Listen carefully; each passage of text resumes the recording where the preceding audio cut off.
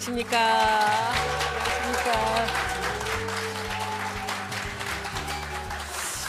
이게 공간이 넓다 보니까 이렇게 에코가 있어가지고 굉장히 그 뭔가 큰 행사 같은 느낌이 이렇게 드네요. 이제 우리 여러분들의 그야말로 인기 최고 스타 김스타가 아니라 우리 강스타님 이따가 안아드릴게요. 네. 지금 우리 너무들 좋아하셔서 오늘은 SNM 우리 파티가 시작된 지 이제 한 달 되는 날입니다. 그래서 방송으로 자체는 5번째인데 이제 우리가 이 굿즈를 처음에는 그 창당 대회 때 입었던 그 티셔츠를 있던 걸 팔았고 이제 두 번째부터 이 곤색 티를 입었고 했고 이제 그 다음에 해서 오늘 이제 다시 그 상품들을 새로운 거를 소개를 해드리려고 합니다. 사실은 이게 에코가 좀 심하다, 그죠? 이게 왜 이렇게 소리가 울리지? 괜찮나? 그냥 가요? 네. 그래서 이게 매주 디자인을 바꿔서 상품을 만든다는 게 사실 어렵죠. 그런데 매주 이것을 대박이 나게 판다는 것은 더 어려운 일이거든요. 그래서 이제 우리가 이제 이렇게 하나, 둘, 셋, 넷, 5개 정도 상품을 만들었는데 제가 한 10개 정도 될 때는 이 네이버의 스마트 스토어를 넣어볼까 생각을 하고 있습니다.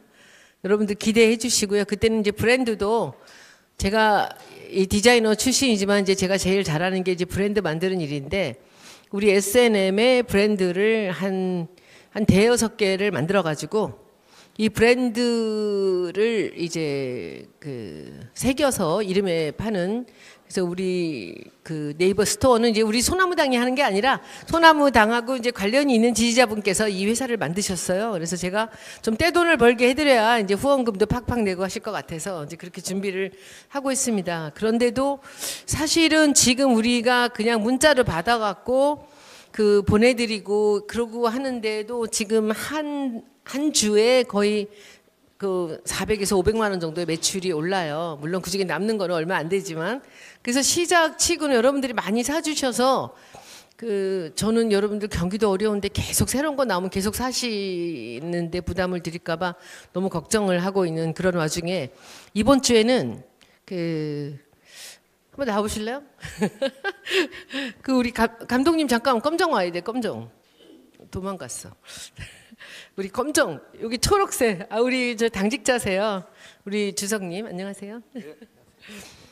이분은 몸이 작아요. 그런데 지난번 티셔츠 제가 안에 입은 거 이것보다는 이쪽에 어깨를 양쪽으로 1cm씩 키웠고 길이도 이렇게 여기서 제 거 보면 조금 요거보다 5cm를 키웠어요. 근데 보니까 이제 조금 키가 한 173, 4 넘는 분들은 조금 한 3cm 더 키워야 되겠다는 생각이 들어요.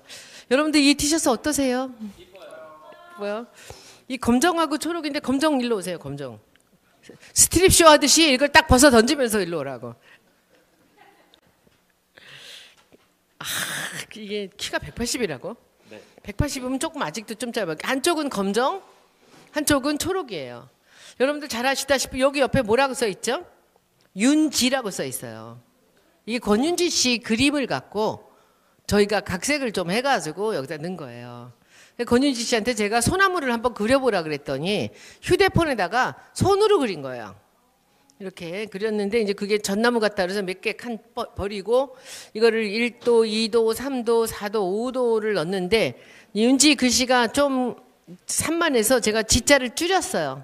그랬더니 훨씬 더 사인 같은 맛이 나고 여기 옆에 있는 거는 240523 5월 23일 날 24년 5월 23일 날 나온 우리 이 소나무 SNM의 5번째 제품이라는 거, 5주째라는 거를 이제 말씀을 드리고 있습니다. 그래서 이렇게 했다는 거고 앞으로 모든 물건들은 이렇게 출시가 된 날과 그리고 남바 1년이면 52개밖에 더 되겠습니까? 52주에. 그러니까 제가 52개를 1년 디자인을 매번 해나가겠다는 거죠. 근데 지금까지 한 것들 중에서 얘가 제일 안 팔렸어요. 얘가. 근데 이게 입어보면 진짜 좋거든요. 그래서 안녕하세요. 그래서 이것도 제가 보기엔 계속 좀 재고가 있으니까 여러분들 주문 주시면은 조금 큰 게 있고 좀 작은 게 있는데 이게 이게 180이 입으면은 이렇게 되고요. 키 얼마? 74. 74? 74가 이 정도면 괜찮네요. 몸무게가 얼마 안 나가는구나. 네. 그죠? 60이 안 돼. 60이 안 돼. 나보다 적다. 그래서 이렇게 초록과 이게 있는데 이게 실제로 단가가 원가가 한 2,000원 정도가 더 들어갔어요. 여기 있는 건 2도가 들어갔는데 여기는 5도가 들어가고 면이 넓고 그래서 그런데 번거로워서 그냥 저는 그냥 25,000원에 똑같이 하려고 합니다. 여러분들 지금까지 하셨던 것 같이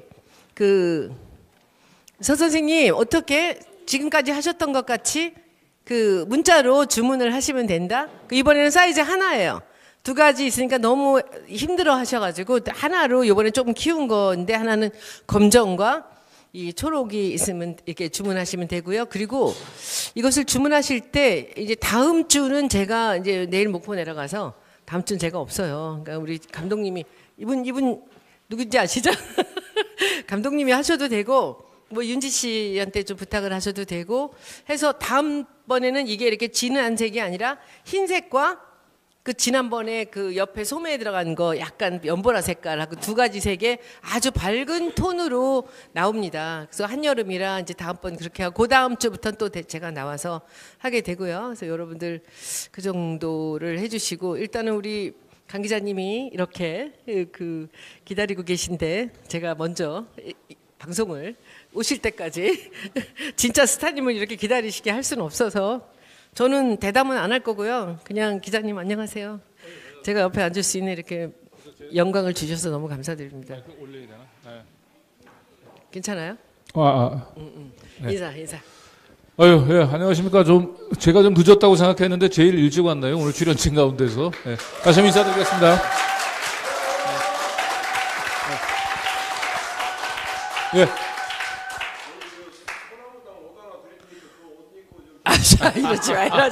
이러지 마. 이따가 드리는 건 좋은데 알아서. 제가 다른 건 모르겠는데 이 옷 모델로는 별로 좋은 체형을 가지고 있지는 않아서. 아니에요. 우리는 아무 체형이나 다 잘 어울린다는 저분이 바로 이 옷 만드는 나라 굿즈 사장님이십니다. 그러시구나. 가장 큰 지원자시고 강 기자님을 너무너무 좋아하시는 분이세요. 제가 오늘을 사실 여기 오기 오늘 방송 한다고 그래가지고 나름대로 좀 방송 준비를 좀 잘 하고 그래서 여러분들에게 유익한 시간을 좀 드려야 되겠다 생각했는데 오전 10시에 시작된 검찰 조사가 6시 반에 끝났어요. 서울중앙지검에서. 그래서 이 하루 종일 검사하고 머리 싸움을 하고 나오다 보니까 지금 아주 진이 좀 쭉 빠졌습니다. 그런데 이제 다시 이렇게 또 뜨거운 박수로 저를 환영해 주시는 또 우리 소나무당 당원분들이 계셔서 다시 힘을 얻습니다. 근데 검찰 조사 이번에 그 사건은 무슨 사건인가요? 이번에 사건은 이제 청담동 술자리를 그게 2022년 10월 달에 보도했는데 벌써 1년 8개월이 지났는데 남들은 지금 다 그거 진작에 기소한 줄 알잖아요. 아직도 그 기소 여부를 결정짓지 못했어요. 근데 오늘 검찰이 끌려가서 봤더니 그 검찰이 확실히 경찰보다는 좀 치밀하더만요. 그래서 저는 이제 청담동 술자리 보도의 진실성만 입증하면 되겠다라고 생각을 했는데 첼리스트를 상대로 해서 제가 이제 지속적으로 좀 설득한 게 있거든요. 진실의 편에 서라고 이제 설득하는 과정에서 근데 지금 그 남자친구가 이걸 제보했던 남자친구가 첼리스트 진실의 편에 서지 않으면은 굉장히 막 어떻게 나갈지 모르겠다. 상간남 소송도 하고 이런 얘기들을 좀 전달을 한 것을 이제 강요죄로 치고 들어오더라고요. 그래서 참 이제 아마도 명예훼손으로 기소를 못하면 아마 저를 강요미수죄로 기소를 하면서 검찰이 그러면 이제 언론들에서는 이제 청담동 술자리가 허위 사실이라고 하는 부분들에 대해서 검찰도 결론을 내리지 못했다. 그죠? 그거보다는 강진구가 뭔가 강요미수죄로 기소됐다고 하면은 결과적으로 강진구가 첼리스트를 상대로 허위 사실을 마치 사실인 것처럼 진술을 압박을 했다. 그러니까 동일한 청담동 술자리가 가짜뉴스라고 하는 걸 낙인을 찍는 동일한 효과가 발생. 기사의 취재 권한인데 그것을 그렇게 얘기할 수는 없죠. 그러니까 그렇게 그런 식으로 강요미수죄가 되면은 참 기자들 입장에서는 진실을 얘기하지 않는 사람들 상대로 해서는 사실은 압박 취재라고 하는 게 필요하거든요. 근데 그런 게 아마 다 범죄가 될 것 같아요. 압박 취재라고 이걸 바꿔서 우리가 프레임을 전환을 시켜버리면 되고요. 또 하나는 지금 그렇다면은 그게 강요 미수가 그러면 김영철 검사가 장시호한테 이재용 그렇죠. 그런 거 다 회장 강요 미수죠. 그거는 이제 강요 성공이네. 강요 미수보다 더 무거운 그렇죠. 위증교사죄가 되니까 그거는 위증교사로 처벌을 해야죠. 그렇죠. 강요 미수 정도가. 그렇죠. 네. 그러니까 그게 자기들이 하면은 그냥 뭐 위증교사 맘대로 하고 남들한테는 지금 그게 저도 그 검찰 조사 받아 보면은 어떻게든지 뭐 바늘구멍만큼의 틈이 하나 있으면 그쪽으로 삐집고 들어오는 거예요. 그러니까 지금 그렇게 보신 거지. 네. 오늘 여러분들은 정말 운 좋게도 갔다 오신 첫 번째 보고를 듣고 계십니다. 예. 그 하여튼 그 영상 녹화실에서 하여튼 오늘 하루 종일 갇혀 있다가 참 어디 가서 하소연할 때도 없고 검사가 뭐 그런 얘기를 하더라도 뭐 검사 앞에서 저희가 하소연할 수는 없잖아요. 이런 얘기를. 그런데 그래도 여기 와가지고 이제 이런 얘기를 여기서 마음 터놓고 얘기하고 제 얘기에 또 공감해 주시는 분들이 계시니까. 공감 정도가 아닙니다. 다 털어놔 주세요. 네. 그래서 아마 오늘 하루 조사를 또 끝내지 않고 또 다음 또 30일 날 이제 다시 2차 조사를 받으러 가야 되는데 검사한테 제가 그 얘기를 했어요. 근데 이게 이렇게 오래 갈 사안이냐. 애당초에 그 대통령하고 그 한동훈 장관이 5월 19일 날 그 청담동 술자리 거기 간 적이 없다면 뭐 직을 걸겠다는 이런 얘기를 하는 것보다는 김의겸 의원이 질의했을 때 내가 7월 19일 날 그날 어디에 있었는지 자료 찾아보겠습니다라고 하고 자료를 제출해서 그렇게 해서 5월 19일 날 청담동 술자리 간 게 사실이 아니면 그냥 거기에 따라서 김의겸 의원도 제가 질의를 잘못했다 사과하고 나는 만약에 그렇게 해서 입증이 됐으면 그날 아예 보도도 하지 않았을 것이다. 이게 애당초에 이 잘못이 한동훈이 그 직을 걸겠다라고 얘기하면서 구체적인 알리바이를 하나도 제시하지 않으니까 나는 계속해서 합리적인 의심을 제기할 수밖에 없었고 그게 여기까지 온 건데 검사가 지금이라도 이 사건을 이렇게 힘들게 조사하지 말고 대통령실하고 그다음에 한동훈 장관한테 그날 어디 있었는지 알리바이를 입증할 수 있는 자료를 제시해 달라고 좀 요구를 한번 해봐라. 이제 그런 얘기를 하고 왔는데요. 예. 뭐 귀뚱해도 안 들어요. 예. 거기서 압박 취재를 한번 해보시지 그랬어요. 본질이 뭔지를 너네는 그러니까, 알고 있어야 되지 않느냐. 예. 그러니까 부분 뭐 압박성 취재도 했어요. 그냥 뭐 무조건 뭐 질문만 받은 건 아니고 질문 이제 오전에 10시에 갔는데 거의 한 11시까지는 제가 이제 검사한테 이 사건의 본질이 뭔지 그리고 검사가 당연히 기자를 불러서 조사를 하기 전에 그 선행 조사를 했어야 될 사안들 대통령과 그 한동훈 장관 상대로 그날 어디 있었는지 먼저 그 동선부터 확인하고 조사했어야 되는 거 아니냐라고 하는 얘기를 계속 하면서 좀 신경전을 좀 폈는데 변호사가 그렇게 하다가는 오늘 하루 종일 가도 뭐 조사가 제대로 끝날 것 같지 않고 내가 계속해서 불려 나와야 되니까 일단 뭐 조사는 일단은 뭐 진행을 하고 그리고 나서 보자고 해서 그렇게 했는데 참 저는 사실은 개인적으로는 그 윤석열 정권 들어서 가지고 경찰 조사는 많이 받아봤는데 검찰 조사는 이번에 처음이거든요. 예, 아니 그 이전에 제가 경향신문 있을 때 검찰 가서 조사를 몇 번 받았지만 확실히 윤석열 정권 들어서 검찰 조사는 이번에 처음 받았는데 윤석열하고 한동훈하고 지금 서로 치고받고 하면서 검찰 조직이 조금 느슨해지지 않았나 좀 그런 생각 그리고 검사들이 이제 어느 쪽에 줄서기보다는 좀 지금은 일단 좀 무리수를 안 두는 쪽으로 지금 생각하지 않을까 생각했는데 하나도 안 바뀌었더라고요. 하나도 안 바뀌었어요. 힘드셔가지고. 예. 제가 검찰 조사 받을 때요. 제가 SBS 사태가 나고 나서 들어오셨구나. 이거 이제 안 할 거야.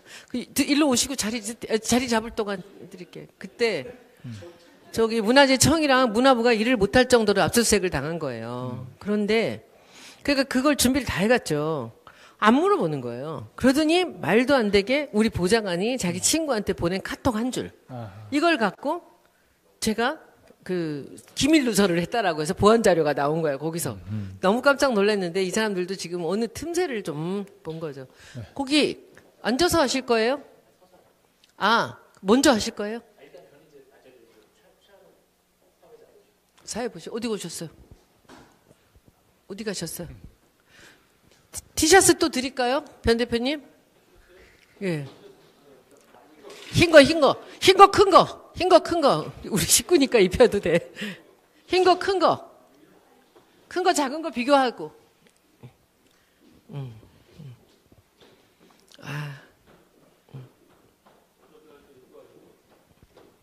광고 해주느라고 했어요. 조금 씻고 계시고, 이거, 어디 가셨어요, 사회자? 사회자 일로 오십시오. 제가 땜빵 하고 있었습니다. 벗고 하나 입으실래요? 예. 예. 여기 이제 앉으셔서 시간 좀 보시고 조금 쉬시게 하시고. 네, 저는 또 이따 좀 뵙겠습니다. 아, 예.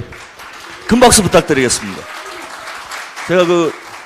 저희가 변희재 대표와 앞에 좀 방송 스케줄이 있어가지고 생각보다 조금 늦게 도착해서 우리 손혜원 전 의원님께서 예, 고생 좀 해주셨네요.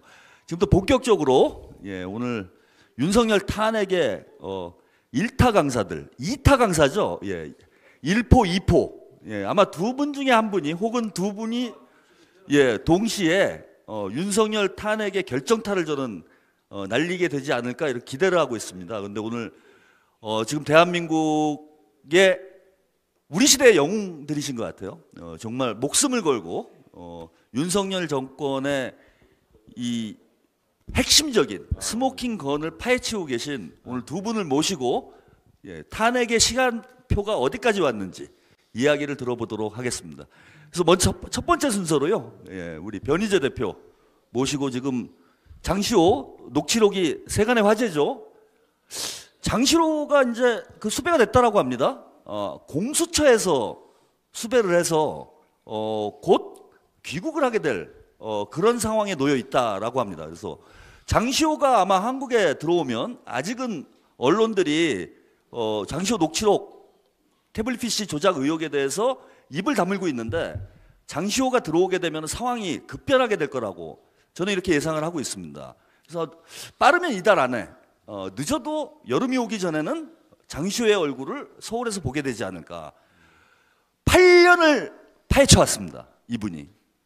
오늘의 이 순간을 맞이하기 위해서 8년 동안 태블릿 PC 의혹을 파헤쳐 주신 우리 변희재 대표님 모시고 과연 이 사건이 어떤 사건인지 아마 진짜 일타 강사일 것 같아요. 대한민국에서 태블릿 PC 의혹을 이분보다 더 정확하게 또 여러분들 이해하기 쉽게 설명하실 수 있는 강사분이 없습니다.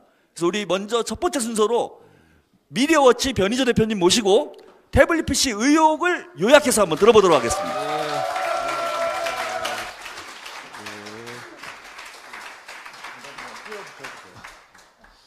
예, 오늘 안 그래도 저 김영철 검사가 저는 설마 했는데 민사소장을 보내왔더라고요, 저희한테. 근데 정말 아무 내용 없고 이 증거도 뉴탐사하고 미디어치 기사만 쫙 나열해놓고 심지어 전가의 보도처럼 휘두르는 장시호의 그 6개월 전에 사과 문자조차 증거로 첨부하지 않고 그냥 거의 뭐 막가파식으로 소장을 집어넣는데 저는 애초에 장시호를 위증교사시킨 특검제 4팀, 김영철이 소속돼 있는 특검제 4팀, 팀장은 윤석열이고 바이스는 이 한동훈, 거기서 이미 녹취 전에 장시호에게 태블릿 조작을 위증교사시켰다라는 증거를 갖고 있었기 때문에 이번 재판에는 저는 바로 이걸 제출할 겁니다. 이걸 제출해서 김영철 보고 해명해라. 이거 이미 법원에서 장시호 위증은 다 확정됐는데 태블릿 조작 이거 장시호 단독 플레이냐 네가 시켰냐 누가 시켰냐. 그래서 저는 공세적으로 가서 그냥 초장에 끝낼 생각이고 김영철도 이 소송을 낸 이유가 자기 혼자 덮어쓰지 않겠다. 이거 그냥 판을 키워서 윤석열 한동훈 니네들이 책임져라. 저는 그렇게 느껴졌어요. 소장을 봤을 때. 안 그러면 저렇게 대책 없이 소장 어떻게 넣습니까? 나 혼자 죽지 않겠다. 그렇게 가서 뭐 조만간 공수처 수사 아까 말씀드렸듯이 장시호에 대한 소환 절차를 밟고 있는 것으로 좀 확인되고 있는데 뭐 일방타진되지 않을까. 그래서 그 전에 이제 여러분들이 특검 제4팀이 시킨 이 장시호가 시킨 이 태블릿 조작이 어떻게 진행됐는지 미리 알고 있으면은 이 다음에 벌어질 사건도 이야기가 좀 편할 겁니다. 어렵지가 않아요. 이 특검이 제2 태블릿 PC를 수사 결과 발표하는데요. 모든 걸 장시호의 증언으로만 의존했습니다. 그러니까 장시호의 증언이 위증이면 이건 무너지게 돼 있는 구조로 돼 있어요. 그냥 장시호가 이랬다 저랬다는 거를 그대로 발표했기 때문에 없는데 유일한 특검이 얘기하는 물증은 장시호가 최서원 집에서 태블릿 PC를 들고 나온다는 CCTV 영상인데 이 영상을 지금 8년째 공개하지 않고 있습니다. 8년째 공개하고 있지 않다가 뭐 나중에 이 CCTV 집에서 설명을 드릴게요. 뭐 이런 식으로 하는 거예요. 다 장시호 진술이에요. 2016년 10월 26일경 독일에 있는 최순실의 지시를 받고 삼성동 자택에 들어가서 태블릿 PC를 들고 나왔다. 근데 이게 웃긴 게요. 특검은 이 날짜를 10월 13일이라고 특정했습니다. 특검은 13일날 갔다 그러는데 장시호는 26일날 갔다 그래요. 이게 나중에 반환 소송에서 끝까지 조율이 안 됩니다.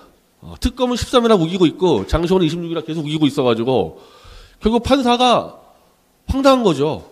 수사기관하고 이 증인하고 안 맞는 거야 날짜가. 끝까지 조정이 안 돼가지고 재판부에서는 너희들 말을 도저히 못 믿겠다. 이래가지고 탄핵이 되면서 이 반환 소송에서 최서원 쪽에 승소를 하게 되는 겁니다. 자, 아까 본 영상, 실습 영상도 더 뒤에 얘기하고요. 그리고 좀 요즘에 뉴탐사에서 이제 이거 가지고 자꾸 다루게 되는데 태블릿을 아들에게 주었다가 아들 친구에게 주었다고 진술이 사실은 바뀌었어요. 처음에는 아들 줬다 그랬다가 이게 나중에 아들 친구 얘기로 좀 바뀌는데 이게 지금 나중에는 아들 친구도 아니고 그냥 자기 친구와 함께 준 것처럼 지금 이제 얘기가 좀 되고 있죠. 그리고 문제는 장시호는 태블릿을 자신이 입수했지만 잠금 패턴 L자를 몰랐기 때문에 한 번도 태블릿을 열어보지 못했다고 증언을 하고요. 근데 실제로 무수히 열어봤습니다. 포렌식 기록에는 무수히 키고 끄고 계속 조작한 기록이 남아있는데 장시호는 열어보지 못했다고 거짓말했다가 이것도 걸린 거죠. 한마디로 거짓말이. 2017년 1월 4일 특검이 CCTV 영상을 보여주면서 너 이때 최서원 집에서 너 태블릿 PC 들고 나온 거 아니냐 이렇게 추궁을 하니까 장시호가 결국 어쩔 수 없이 숨겨놨던 태블릿 PC를 가져왔다. 이게 지금까지의 이 특검의 진술인데 아까 말씀드린 대로 날짜가 안 맞아요. 장시호가 글로 갔던 날짜와 특검이 갔던 날짜가 안 맞아가지고 지금까지도 정리가 안 되고 있고 어쨌든 장시호는 1월 4일 날 CCTV 영상을 보고 아유 나 걸렸구나. 어쩔 수 없이 이지훈 변호사에게서 이 특검을 제출을 했다. 그리고 이지훈 변호사는 장시호가 알려준 곳에서 이 태블릿을 확보해서 2017년 1월 5일 오후 2시에 특검에 제출했다. 뭐 이런 식으로 정리를 해놓는데 이것도 나중에 또 말이 또 하나도 안 맞습니다. 나중에 가게 되면은. 그러니까 특검, 변호사, 장시호 3명이 다 말이 다 틀려버렸어요.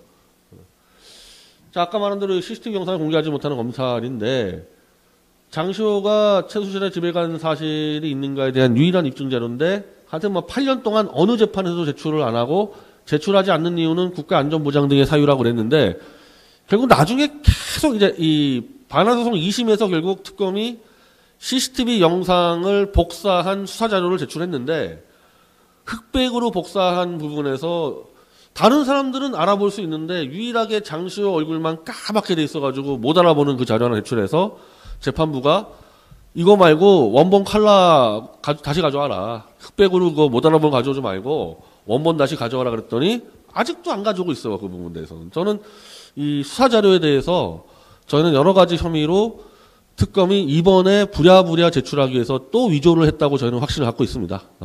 아까 말씀드린 날짜 등등이 하나도 안 맞기 때문에 또 위조를 했다 이번에. 그 장시호의 거짓 진술 아까 얘기한 대로 태블릿 PC 열어본 적 없다 그랬는데 뭐 계속 열었습니다. 계속 10월 29일, 30일 계속 열었습니다. 계속 껐다 열었는데 장시호는 열지 않았다고 거짓말했는데 이거 왜 그렇게 되느냐?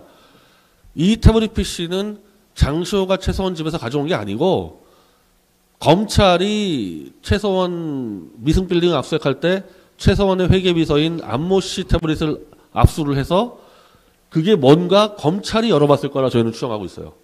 29일부터 30일까지 검찰이 열어봤다.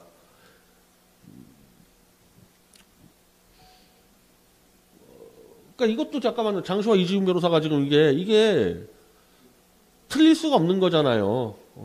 장시호는 1월 5일 오전 접견 때 이지훈에게 처음 얘기했다는데 이지훈은 그 전날 밤에 태블릿 PC를 자기가 확보했다. 이것도 끝까지 조정이 안 됐습니다. 이것도 끝까지 서로 조율을 해야 될 거 아니에요. 근데 끝까지 서로 이 주장하고 있어요. 아직까지도 지금 이게. 그러니까 재판부가 장시호 말은 믿을 수 없다고 할 수밖에 없는 게 이렇게 튀어나왔으니까. 자, 포렌식 기록은 어떻게 됐냐? 어쨌든 장시호와 이지훈은 1월 5일 2시에 태블릿 PC를 제출하고 그때 처음으로 켰다고 주장하는데 1월 4일 밤 8시 50분부터 계속 누군가 켜서 쓰고 있습니다. 태블릿 PC를. 자기들은 5일날 오후에 처음 켰다 그랬는데 4일 밤부터 계속 쓰고 있는 기록이 나오지 않았습니까? 이건 뭐냐? 이미 이때 특검이 검찰로부터 태블릿 PC를 받아가지고 이때부터 조작을 하고 있는 거예요. 조작을 하느라고 킨 겁니다. 이게. 안 그러면 설명이 안 됩니다. 다른 얘기는. 그래서 결국에 지방법원의 판결에서 이 장시호 말은 다 믿을 수 없다. 아까 봤잖아요, 여러분들. 믿을 수가 없잖아요. 앞뒤가 다 안 맞으니까. 그래서 다 장시호 말은 거짓말이다. 이런 판결문이 나왔기 때문에 우리가 이제 김영철하고 이제 재판 들어가면요. 증거가 나온 거예요. 장시호는 위증을 했어, 분명히. 이 위증을 누가 시켰냐? 김영철 네가 시켰냐? 윤석열이 시켰냐? 한동훈이 시켰냐? 그것만 남은 거지. 장시호 위증은 다 걸렸습니다. 여기 있는 부분들. 그리고 이것도 다 거짓말. 이것도 법원 판결문입니다. 입수부터 경위부터 보관까지 다 거짓말. 아까 제가 설명드렸죠. 날짜가 다 안 맞으니까. 그리고 유일한 밀증 CCTV는 공개 못하고 있고. 이런 상황인 거예요. 그 제일 중요한 L자 점검 패턴인데 자, 이 태블릿에 L자 점검 패턴이 설정되어 있었다. 근데 언제냐 이게. 결론은 뭐냐? L자 패턴은 최서원이 쓰고 있었던 게 아니라 1월 5일 오후 2시 58분에 이때는 장시호가 박주성 검사한테 태블릿 PC를 제출했을 때 그때거든요. 그때 처음으로 패턴을 집어넣은 거예요, 지들이. 한마디로 장시호와 박주성이 지들이 쳐넣은 겁니다, 이거. 포렌식 기록에. 이거는 논쟁의 여지가 없어요. 포렌식 기록에 처음으로 L자 패턴이 딱 드러나요, 이때. 그 전에 없었던 게 드러났기 때문에 뭐 논쟁의 여지 없이 이때 조작해서 쳐넣은 겁니다, 이거는. 다 나오잖아요, 여기서. 그래서 특검이 발표한 L자 패턴은 거짓말이다. 거짓말이다. 그리고 태블릿 1PC, JTBC가 보도한 태블릿 1PC 역시 L자 패턴이 설정이 되어 있는데 그것도 JTBC가 검찰에 제출한 그 시간대 처음 설정됩니다. 그러니까 검찰하고 특검이 L자를 막 쳐는 거예요. 쳐는 거 그냥 지들이 이제. 그리고 최서원의 다른 스마트폰도 L자라 그랬는데 최서원의 스마트폰은 검찰이 하나도 입수하지 못했습니다. 그러니까 두 대의 태블릿 PC를 최서원 걸로 조작하기 위해서 둘 다 조작으로 쳐놓고 최서원 거는 확인도 안 하고 L자라고 막 거짓말로 발표한 게 그 당시 수사 결과입니다. 이게. 그럼 실사용자는 누구 거냐? 다 나와요. 어렵지 않습니다. 실사용자는 누구 거냐? 자, 이 태블릿 PC는 2015년 10월 12시에 딱 개통을 하는데 개통하자마자 호호정 네이버닷컴에 접속합니다. 그럼 이 이메일에 들어갔다면은 이 이메일 사용자가 태블릿 PC 사용자 아니겠어요? 이거 뻔하잖아요? 근데 이 이메일은 최순실의 격리 직원 안모 씨의 개인 이메일입니다. 그럼 누구 거예요? 안모 씨 거잖아요. 다 나오잖아요, 이거를. 그래서 우리가 확인했습니다. 호호정 네이버닷컴은 공용 메일이 아니라 안비서 혼자 사용하는 개인 이메일이다. 우리가 받아냈기 때문에 특검은 이 부분에 대해서 그냥 은폐해버렸습니다. 이 이메일 자체를 그냥 슬쩍 은폐해버려가지고 발표 안 해버렸습니다. 근데 수사기록범은 확인을 했어요. 이 이메일 확인했는데 그냥 별 설명 없이 그냥 최서원 거라고 때려버리고 그냥 넘어가 버렸습니다.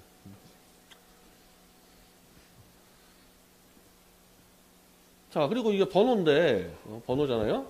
제2 태블릿에 부여된 전화번호는 뭐냐, 아까. 9233이 끝번호예요. 태블릿 PC. 끝번호입니다. 자. 그리고 태블릿과 관련된 이 전화번호를 딱 조사하니까, 아까 말한 안모비서 9233이고요. 태블릿 9233이죠. 안모 개인 휴대폰 9233이고 다 이렇게 연결되잖아요. 그러니까 안모 비서는요 2012년부터 9233을 계속 쓰고 있었고 태블릿 PC를 개통하러 갈 때 요구를 합니다. 업체에다가 나 9233 쓰니까 9233 해주세요. 그래서 안모 비서의 핸드폰 9233과 태블릿 PC의 끝자리 9233이 같아진 거예요. 우연히 같은 게 아니라 요구를 했어요. 휴대폰 업체에다가 9233 맞춰달라고.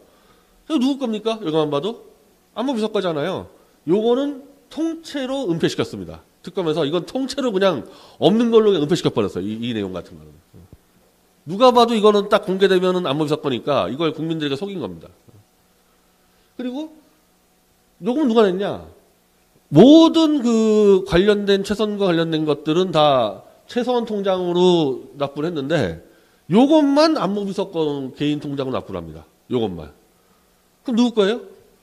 안모 거잖아요. 이것도 이제 이 통째로 이제 또 은폐시켰죠, 당연히. 안모비서 개인 통장으로 이 납부한 게 딱 나오니까. 더 볼 것도 없잖아요, 이게. 자, 자동이체 안모의 자비로 요금 납부, 실질적 결제자고 다 안모 개인이 사용하던 모바일기 다 답이 나온 겁니다. 요걸 국민들에게 숨긴 거죠. 개통령에 대해서는 요건 이제 김영철이 한 건데 요건 좀 복잡하니까 그냥 요건 넘어가고 자, 제가 끝났어요. 지금 몇 분 걸렸습니까? 10분 딱 봤을 때 다 복잡한 거 하나도 없죠. 여러분들 그 태블릿 PC가 아니라 휴대폰만 쓰고 있어도 저거는 뭐 일반인이 봐도 안모 비서 거라는 거 딱 잡히고 뭘 조작했는지 딱 잡히지 않습니까? 이런 수준으로 조작을 해와서 지금 8년째 이 진실을 덮어놓고 있고 오늘 지금 오후에 내가 깜짝 놀란 뉴스가 나왔는데 정호성 저 박근혜 최측근해가지고 국정농단 때 구속 1호 그 정호성이 지금 오늘 윤석열 대통령실의 시민사회 3비서관으로 임명이 됩니다. 아니 보도에 윤석열이가 직접 수사했다고 나오고 수사할 때 너무 정이 들었대요. 수사하다가 둘이서 수사하다가 정이 들어서 서로 존경하는 사이가 돼가지고 썼다 그러는데 아니 이 작자들은 범죄인 수사만 했다면 다 사귀고 존경하고 뭐 뉘우치고 박근혜하고 지금 몇 번 만났습니까? 뇌물죄를. 자 근데 정호성은요 어떤 역할을 했냐면은 태블릿 PC의 진실을 은폐하는데 결정적인 역할을 했습니다. 그 당시 특검에서. 왜냐하면은 정호성의 혐의가 공무상 기밀 누설죄로 돼가지고 박근혜가 태블릿을 통해서 최서원에게 기밀을 누설할 때 그 중간에 매개자가 정호성이야 그래서 정호성이 이걸로 딱 걸렸는데 그러면 정호성이 야 나는 태블릿 PC로 최서원이 받는 거를 한 번도 본 적 없다 이래가지고 차기한 변호사가 그 당시 정호성 변호사였는데 제 태블릿 PC 변호사 하다가 뒤통수 치고 좀 MBC로 가 있는데 차기한 변호사가 그때 JTBC 기자들하고 싹 다 증인 신청하고 태블릿 PC를 증거 신청했어요. 이거를 이 정도로 물론 이거는 이 PC고 1PC지만은 이 정도로 조작한 거를 재판에 제출해야 될 특검의 최대 위기가 닥친 겁니다.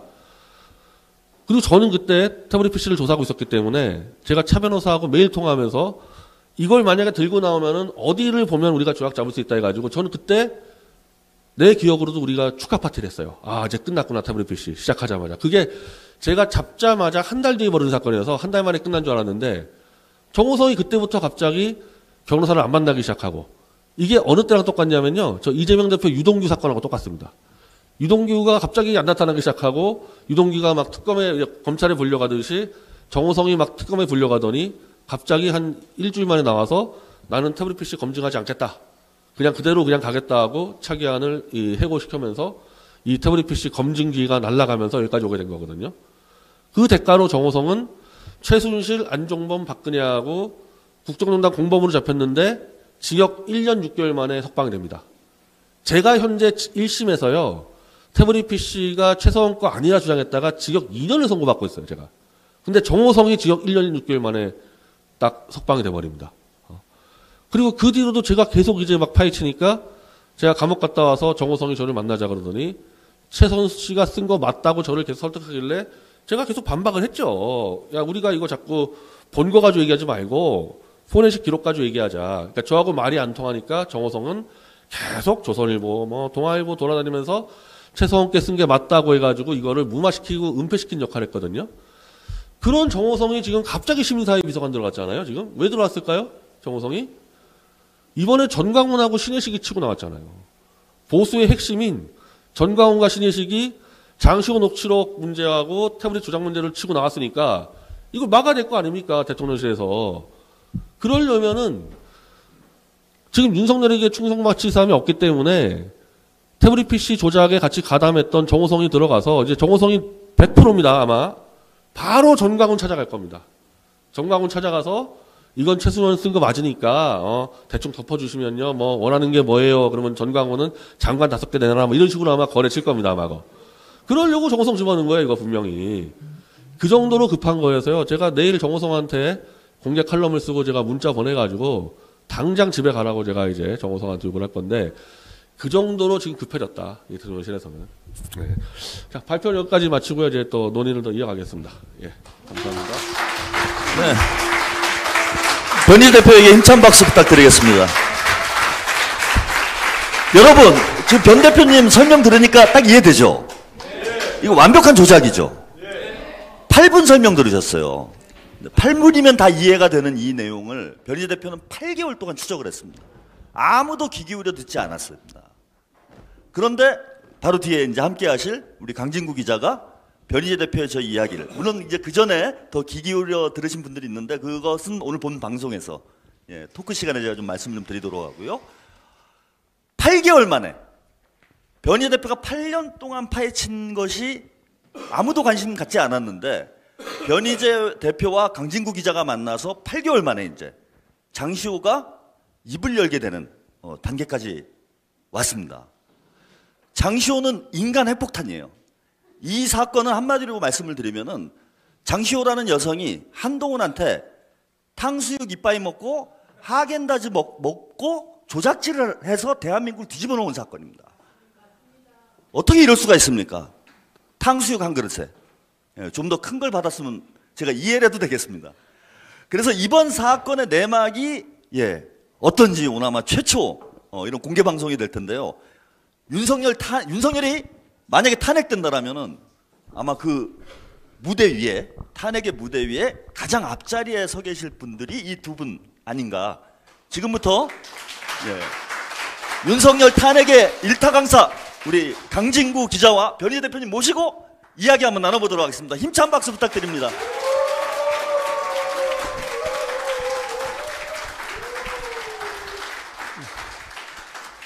뭐 요즘 뭐 두 분의 인기가 아주 날로 뜨거워지고 있습니다. 좀 피부로 느껴지시나요? 변희재 대표님 최근에 주가가 막 폭등하고 있다 이런 얘기가 있는데. 그 탄핵무효 운동할 때요. 여기 한 다 채웠어요. 그 당시 박근혜 탄핵무효 운동하고 그 당시 보수에서 제가 태블릿 조작 할 때요. 한 6년 전 7년 전에요. 실제 여기서 제가 행사했거든요. 저 바깥에까지 그냥 완전히 그냥 몇천 명 진짜. 그래서 변희재 하면은 안 빌려줬어요. 보험회관에서. 너무 많이 온다 그래가지고. 그래서 몇 년 동안 제가 못 빌릴 정도인데. 지금은 빌려준 거 보니까 많이 이제 떨어진 거네. 떨어진 거예요. 미세가 떨어진 거예요. 아니 그때랑 지금이랑 구성원들은 좀 많이 바뀌셨어요? 구성원들이 이제 뭐 완전 바뀌었겠죠. 그때는 다 지금도 태극기든 이제 우리 독자 소수가 보이는데 여기 대부분 촛불 드셨던 분들이겠죠 그때는. 이제 촛불 태극기 드셨던 분들이 이제 촛불 드신 분들로 바뀌었는데 이게 합쳐질 상황이 된 것 같아요 이제는. 정광훈이 밀고 나왔기 때문에. 근데 정광훈이 이제 아마 그 정호성의 회유에 이제 넘어가냐 안 넘어가냐 이제 그게 지금 남았는데. 제가 정광훈을 잘 아는데 너무 큰 걸 요구해서 항상 딜이 안 되는 사람입니다. 한 번도 딜 성공한 적이 없어요. 너무 큰 걸 요구해서. 우리 강진구 기자님 인기도 요즘 변희재 대표님 못지 않으시죠? 아니요, 저는 뭐 검찰들 사이에서는 인기가 있는 것 같아요. 저는. 검찰들 사이에서는 주목이.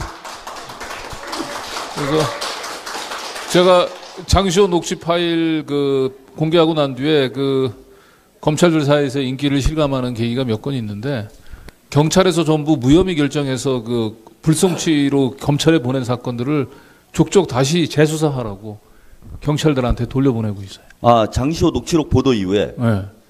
그래서 뭐 일단 강진구를 압박하기 위한 모든 뭐 수단과 방법들은 다 동원을 해보자라고 하는 것 같은데 이게 안쓰럽죠.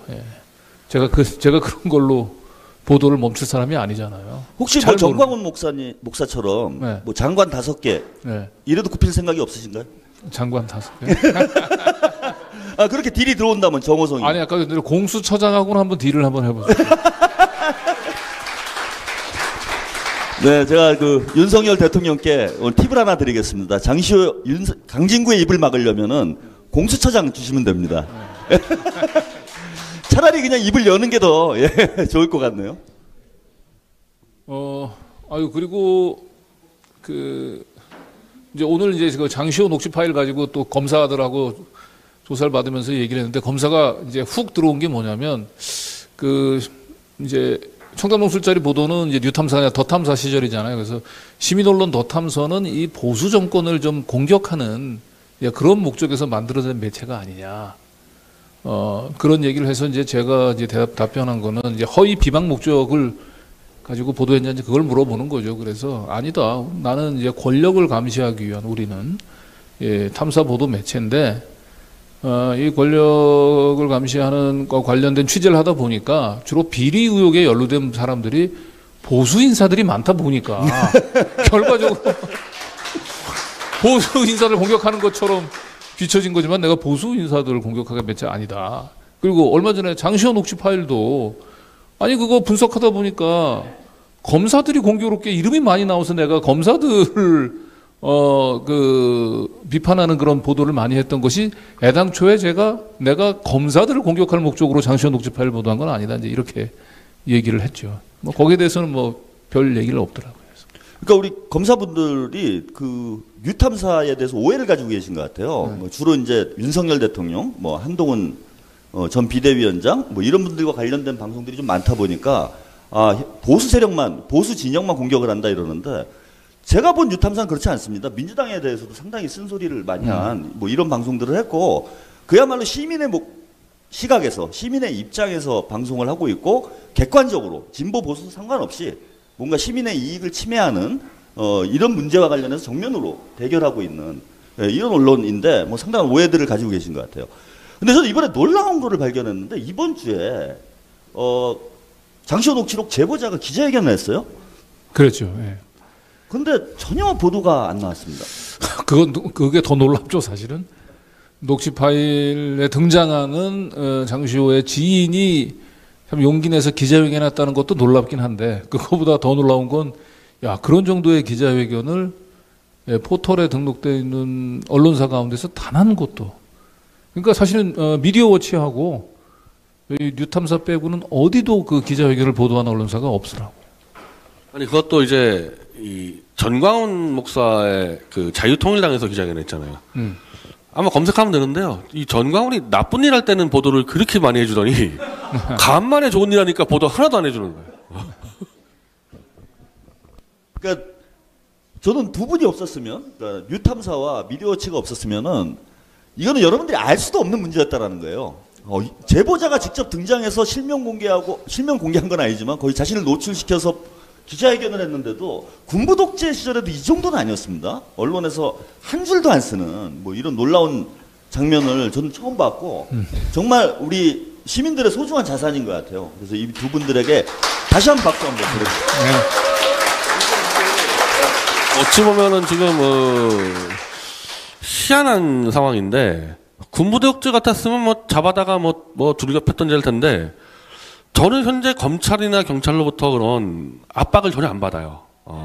전혀 안 받고 있습니다. 제가 가끔가다 전화가 오거든요, 검찰에서. 그러면은 저는 이제 그냥 기소해라 너희들. 난 조사 안 받겠다. 그래서 아예 그냥 조사를 안 받겠다 그러도 더 이상 연락도 안 오고 깍듯합니다. 예, 깍듯해서 뭐 이런 말도 하더라고. 왜 이렇게 우리 검찰을 미워하시냐 그래가지고 너도 내 입장 내봐라. 그렇게 하는데 그러니까 제가 그 정도 얘기할 정도로 아무런 협박을 받고 있자고 느낌도 없는데 어떻게 하느냐 그런데 이 전체 제도권 언론을 탁 틀어막고 제도권을 틀어막아서 그냥 변희재하고 강진구는 그냥 외국인이야 외국인.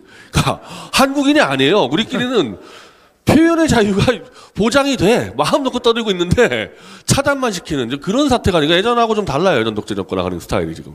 요즘 이런 얘기까지 나오고 있어요. 예, 검사들 사이에서 변행강 아니냐. 변행강. 예, 김앤장보다 더 무서운 변행강이라고 새로운 로펌이 생겼다. 뭐 이런 얘기까지 나오고 있는데. 예, 어쨌든 제가 뭐 검찰에 이제 인기를 이제 실감을 한다라고 얘기를 하는데 사실은 이 친윤 언론뿐만 아니고 전체 언론들하고의 싸움인 것 같긴 해요. 그러니까 필사적으로 지금 언론들이 그 김영철이 보냈던 그 사과 문자 하나로 지금 1,300개, 제보자 주장에 따르면 1,700개 녹취 파일을 지금 사과 문자 하나로 지금 덮고 있는 상황이거든요. 그러니까 김영철 검사가 지금 고발을 한 상태의 민형사상. 네, 고발을 했고 나는 이제 민사소장은 저는 아직 못 받았는데 변희재 대표한테 전달된 걸 보면 뭐 변희재 대표만 이 소를 제기하고 저를 봐줄 리는 없잖아요. 근데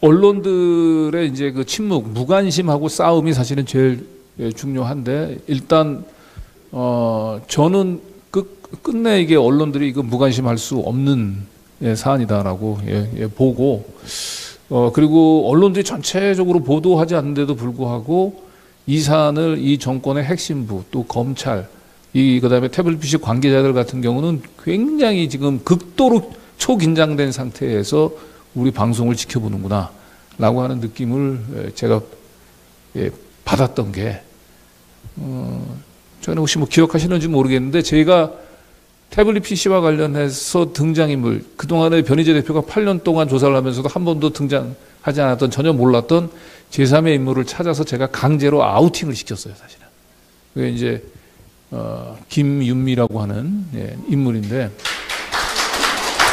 오늘 이거 최초 공개입니다. 네? 아주 결정적인 걸 또 우리 강 기자님이 잡아내셨다고 저도 소문을 들었는데 오늘 이제 말씀을 좀 해주실 것 같네요. 아니요, 그 이제 방송에서 이미 이제 아우팅을 제가 했고 장시호 통화 녹취 파일에 사실은 이는 윤미라고 이제 이름이 등장을 하는데 이 통화 녹취 파일에 쫙 보면은 이 윤미가 내가 김영철 오빠라고 얘기했죠. 오빠랑 같이 찍은 사진을 가지고 나를 협박을 했고 한 달 동안 엄청 괴롭혔잖아. 그리고 걔가 사실은 내가 그 빵에 들어가 있을 때 나를 옥수발 들었던 것 때문에 내가 걔 앞에서는 사실 깨장이긴 하고 압수수색 들어왔을 때도 걔가 태블릿 PC하고 금고 안에 그 시계, 귀금속 등을 또 보관해 줬잖아. 이 얘기가 나온 게 있어요.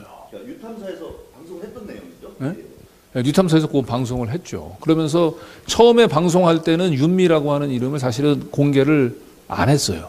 그런데 이 인물이 태블릿 PC 조작과 관련해서 굉장히 중요한 함의를 가지고 있는 인물이기 때문에 이거는 시민들과 함께 공개적으로 찾아야 되겠다라고 해서 저희가 이틀 전인가에 방송하면서 공개를 처음으로 했습니다. 이 사람을 같이 찾읍시다라고 했고 많은 분들이 제보를 줘가지고 제가 어저께 이분을 드디어 찾았어요.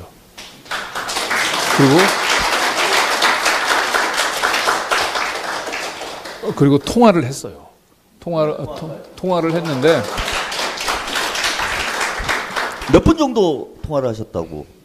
통화는 뭐 사실은 이제 그분이 우리가 기대했던 반응은 아니에요. 예. 전부 의혹을 덮는 쪽으로 이제 얘기를 하는데 보통 그런 분들은 시민 언론 누구세요라고 얘기했을 때 시민 언론 뉴탐사의 강진구 기자입니다라고 하면 바로 끊어가요 보통 반응이. 근데 이분은 뉴탐사 강진구라고 얘기하는데도 전화를 바로 끊지 않고 계속 이어가더라고요. 그래서 한 11분 정도 통화를 했고 근데 굉장히 중요한 얘기를 좀 했어요. 지금은 다 오늘 저희 뉴탐사도 다음 주에 뭐 탐사 보도물이 마땅히 없어서 이거는 꼭 좀 쟁여놨다가 다음 주에 풀어야 될 것 같고 조금만 참으세요. 네. 그리고 우리 강진구 기자님하고 12분 통화했다라는 건요. 평범한 사람하고 12시간 통화한 걸 보시면 됩니다. 예, 영혼까지 다 털었다. 뭐 이렇게 여러분들이 이해하시면 되겠습니다. 그리고 나하고 처음에 통화할 때는 본인이 그냥 나름대로는 선방을 했다라고 생각을 했던 것 같은데 뭔지 모르지만 본인이 깨름직한 게 있어서 그런지 아까 검찰 조사를 받고 막 지쳐서 나오려고 하는데 계속 전화가 오는 거예요 나한테. 또 왔어요. 그분이 먼저 전화가 와가지고 결국 이제 검찰 조사 이제 다 끝내고 나오면서 제가 전화를 했더니 막 엄청나게 이제 저한테 원색적으로 비난부터 했죠. 어떻게 이런 허위 sa실을 유포할 수 있냐. 이세창 씨 아니세요? 계속 왜 전화를 네, 하십니까? 네, 허위 사실 유포하신 적이 없잖아. 아직. 네, 그런데 제가 쭉 그분 얘기를 들어주면서 이제 그분한테 반박을 한 게 있어요. 그 반박한 사실이 우리 저 변희재 대표가 오늘 방송에서 했었던 내용들이 있잖아요. 이거 저는 몇 번씩 들어가지고 저도 이제 과외가 돼가지고 머릿속에 딱 입력이 돼 있으니까 그걸 기초로 해가지고 이분한테 제가 딱 이 얘기를 던졌더니 그거는 바로 장시호 씨 표현에 따르면 깨장하더라고요. 그러면서 아 그거는 제가 물어보고 답변을 드려야 되겠네요라고. 아 어디다 물어본답니까? 그러니까 그리고 난 뒤에 거기 1시간 됐어요. 물어보고 연락 줄게요라고 했는 게. 근데 아직까지 연락이 없습니다. 이게 시차가 있어서 전화가 안 되나요? LA하고? 예. 네. 그런데 그거는 답변을 할 수가 없을 거예요. 아까 내가 변희재 대표 딱 그 PPT 딱 하는 걸 보니까 그 변호사하고 장시호 씨 말이 서로 달랐잖아요. 그 관련해서 제가 숙제를 준 거예요. 태블릿 PC를. 아니 변희재 대표가 어떤 논리를 전개했던 겁니까? 김윤미 씨와 관련해서. 아니 그러니까 그 제가 과외를 많이 받아서 간단히 설명하자면 예. 태블릿 PC를 이제 확보한 시점을 그 장시호 씨의 이지훈 변호사는 1월 4일 밤이라 그랬잖아요. 그런데 장시호는 1월 5일 오전에 접견하고 난 뒤에 제출했다고 했잖아요. 그래서 제가 김인미 씨 근데 그 변호사하고 장시호 씨 말이 서로 다르잖아요. 그래서 태블릿 PC를 이제 입수한 시점을 받은 날이 언제냐? 전달한 시점. 시점이 밤입니까 낮입니까라고 하나 딱 묻는 거예요. 그랬더니 그거 제가 확인해 보고 전화하겠다고. 아 천재 기자 강진구입니다, 여러분. 네. 박수 한번 보내. 이런 취재 기법이 있으신 거군요. 네. 예. 네, 그러니까 결국 뭐 자기가 굉장히 호기롭게 내 방송을 전부 다 허위 뉴스라고 얘기를 하다가 그 질문이 나오니까 그냥 깨장을 했고. 이 강진구 기자님의 이 기법에 대해서 어떻게 생각하시나요? 그러니까 제가 이거는 공개하면 안 되겠네요. 그리고 또 하나의 그 함정이 있는데, 그건 놔둬야 되겠네요. 아마 함정에 일단 숨겨놓고. 걸려들겠네요. 함정을 파놓고. 그 변호사가 입수하는 과정에서 중요한 함정이 있는데, 그건 일단 제가 보내놓겠습니다. 네, 여러분 변행강입니다. 아니 이분들이 왜 이제 만났나 싶어요. 저는 한 분은 보수에 있고 한 분은 진보에 있어서 뭐 만나기가 쉽지는 않았겠지만 이 두 분이 좀 일찍 만났다면 우리 대한민국이 조금 더 행복해지지 않았을까? 저는 그런 생각도 해봅니다. 그런데 여러분 이 두 분 사이에 과교가 되신 분이 있어요. 예, 그래서 8년 동안 변희재 대표 혼자서 고군분투하고 있을 때 강진구와 변희재의 연을 맺어준 중매쟁이가 있었습니다. 그분 얘기도 한번 잠깐 들어봐야 될 것 같은데 두 분이 처음 방송을 하게 된 건 작년 11월경이죠?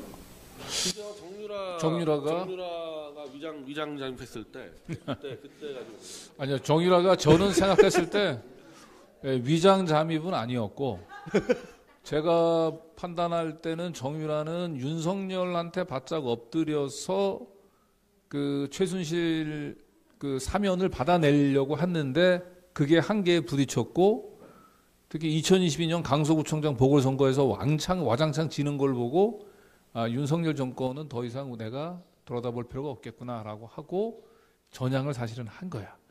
근데 여기 와서 방송을 하는데 갑자기 장시호 녹취 파일이 생긴 거예요.